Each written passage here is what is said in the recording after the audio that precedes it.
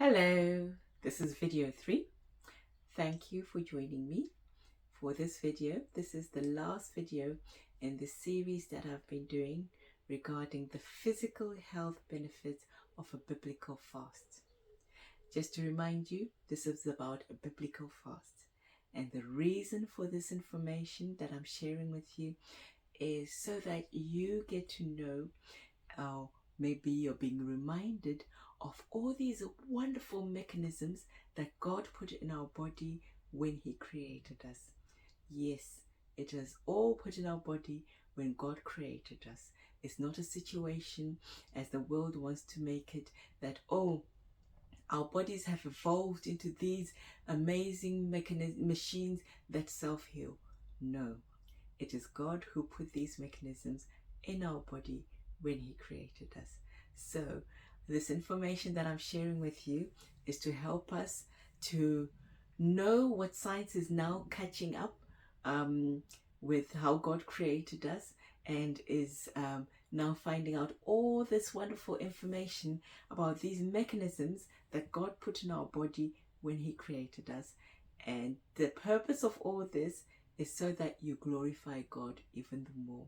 Just to know what a kind and loving Father He is, that while you have decided to deny your flesh and go on a fast, and God has actually put mechanisms in your body to help your body recuperate, rejuvenate, and heal.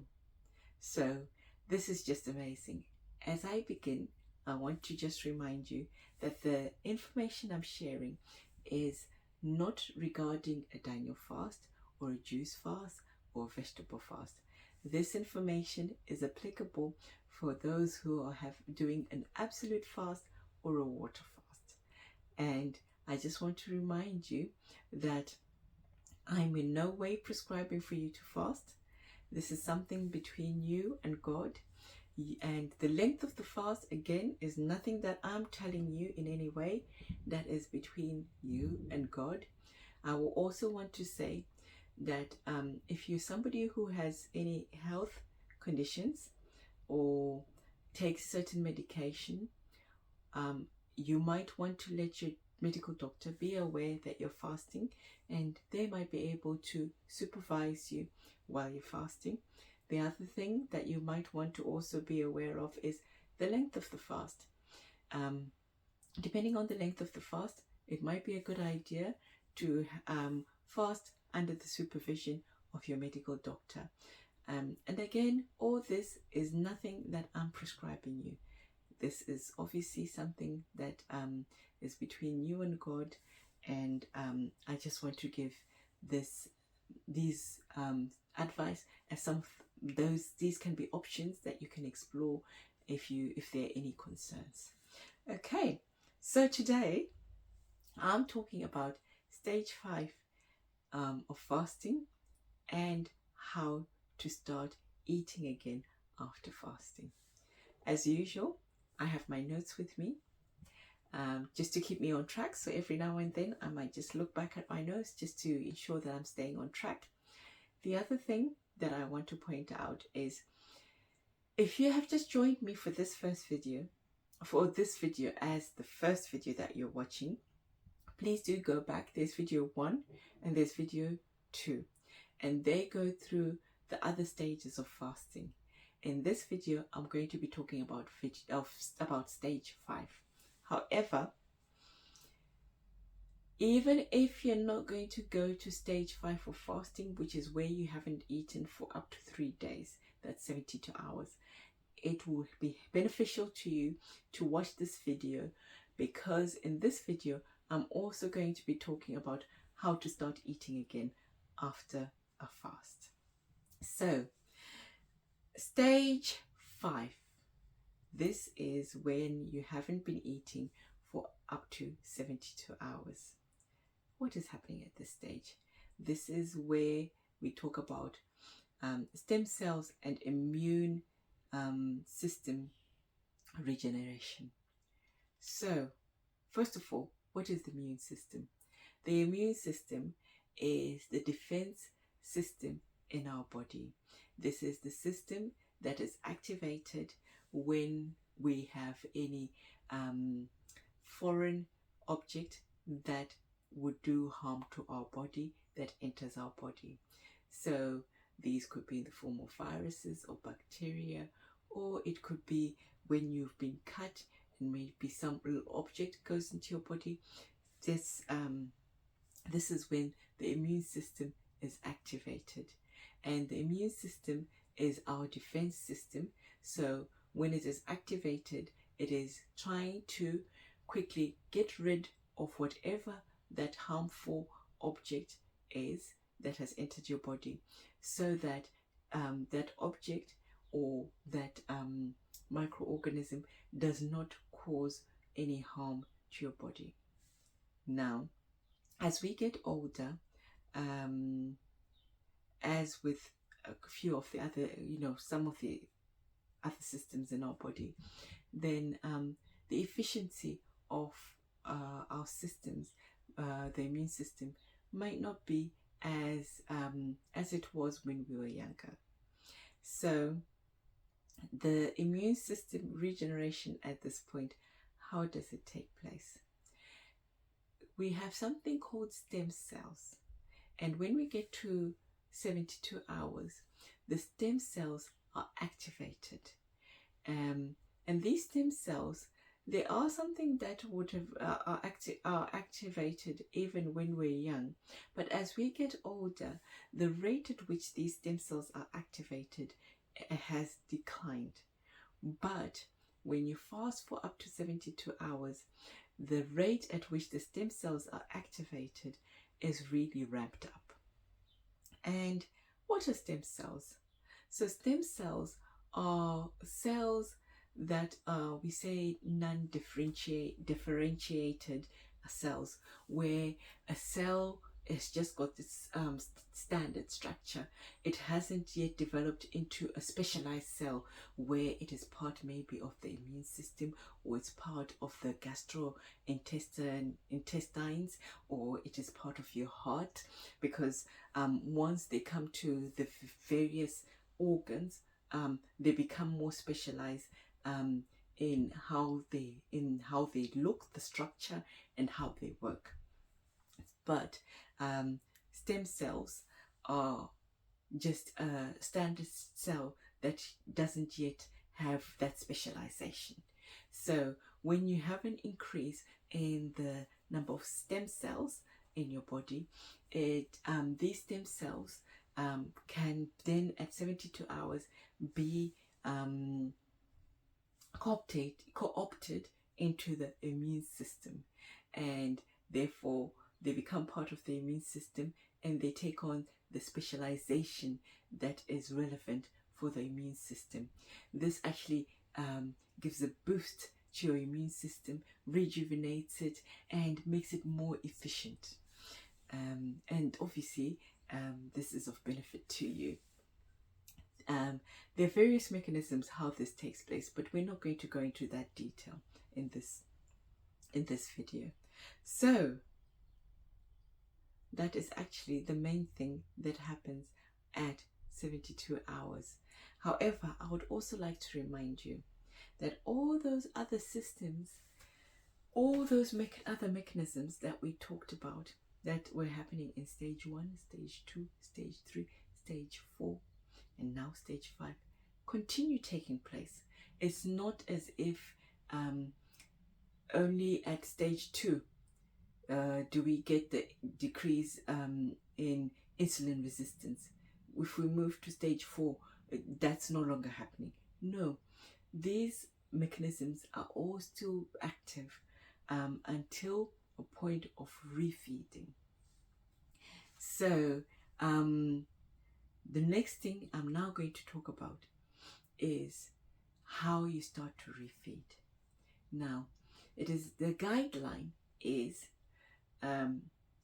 you do not go back straight into just eating your steak and mashed potatoes and your broccoli all on one plate, all at once as your first meal and in the usual portion that you would have usually eaten. No. the guideline is it should take you half the time that you're fasting to get back to a standard, what would be as your standard meal. So what does this mean? So if you're fasting for 2 days, it should take you a full day of reintroducing food before you get back to the same portion size and the same kind of plate of food that you would have usually been eating. There are various stages that you can reintroduce the food in, and this actually will be of benefit in making the most of all those mechanisms that have been in place in your body. For example, the gut microbiome reset. We already know that the gut microbiome is of benefit for your health. So we want to reintroduce food into our body in a way that actually benefits the gut microbiome. So when you're breaking your fast, you might want to start maybe with some electrolytes or just some tepid water. So tepid water at room temperature. You want to be gentle to your digestive system, just to reawaken it gently, because remember, your digestive system had been busy doing other things because housekeeping, because it knew that there was no food coming. So now that there's food coming, you just want to waken it up gently. The next thing you want to introduce is after your water or your electrolytes is having either a bone broth or a vegetable broth. If it is going to be a vegetable broth, please include cabbage in your vegetable broth. The bone broth or the vegetable broth with cabbage in it will have a protein called glutamine, and this is a potent protein amino acid in that it helps for any kind of repairing of the lining of your gastrointestinal tract, so your gut. After that, you could maybe wait, depending on how you're spreading your meals and the length of time it's going to take you to refeed. You can wait a little time, and then after that you might want to introduce fermented food. And why we want to introduce fermented food is we want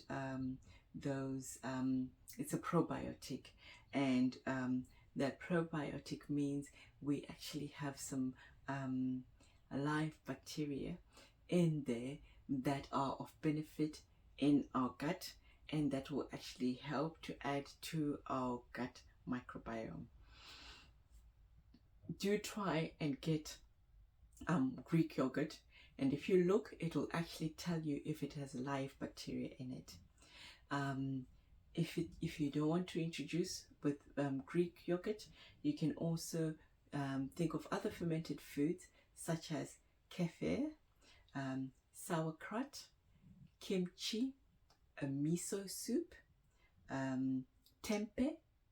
These are all probiotics, and they definitely are of benefit to your gut health. After then you can wait a while, and if you're going to look at yogurt, try and make it a Greek yogurt or a natural yogurt without too much sugar in it, just so that you can maximize the benefit that you can get at this point in time for your gut health. After that, you can spread the next meal. Might be an hour later, it might be 2 hours later. It depends on how you're refeeding. But the next meal might be a good idea to be something that is plant-based, because we want to introduce those foods that actually feed the gut microbiome. So probiotics, now prebiotics, and they actually help to benefit our gut microbiome. Now, we want to introduce vegetables and fruits if you're going to have vegetables, try and make them into a soft consistency, so that you've kind of done a bit of work in breaking it down to just make it a bit easier for your belly.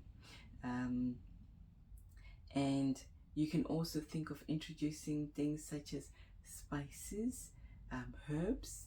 You can also introduce some whole grains, some legumes, some nuts, some seeds. Just be careful of quantities when we're talking about nuts and seeds. This is the purpose of trying to give you more variety in your diet and introduce more. The more diversity you have in your diet, you're able to feed the different gut microbiome, and this helps those bacteria to thrive in your gut. Now, after this, you also want to make sure that you increase your fiber intake. Always have enough fiber in your foods, and that could be the plant-based food that we've just talked about. The other thing after that is you also want to look at now looking at your meal, your standard meal. You might be ready for that at a small portion.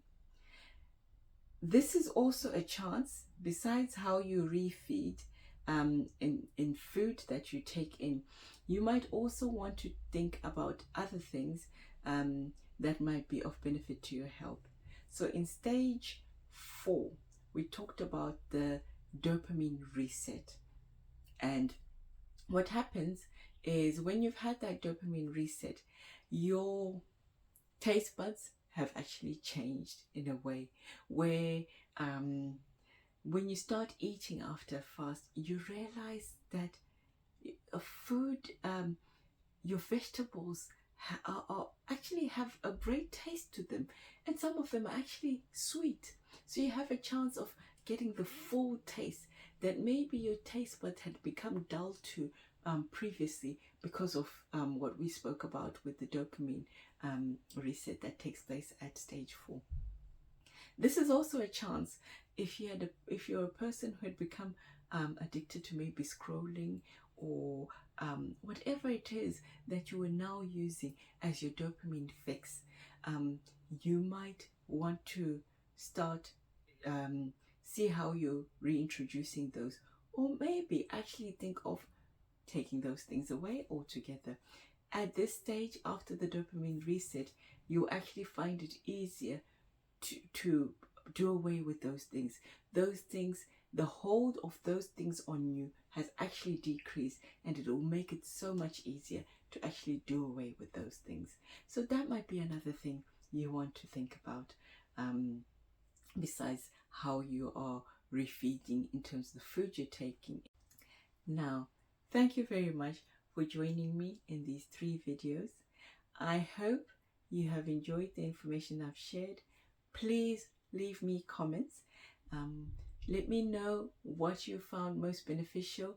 Let me know if this information is new to you and what has struck you about this information. And I hope it's all pointing you towards God so that you can glorify Him for all these amazing mechanisms that He put in our bodies of helping our bodies heal and rejuvenate. Also, if there are any areas that you want me to go into more detail about, again, put them in the comments. Thank you very much for joining me, and I hope all this information makes you glorify God even the more. To God be the glory. Thank you and take care.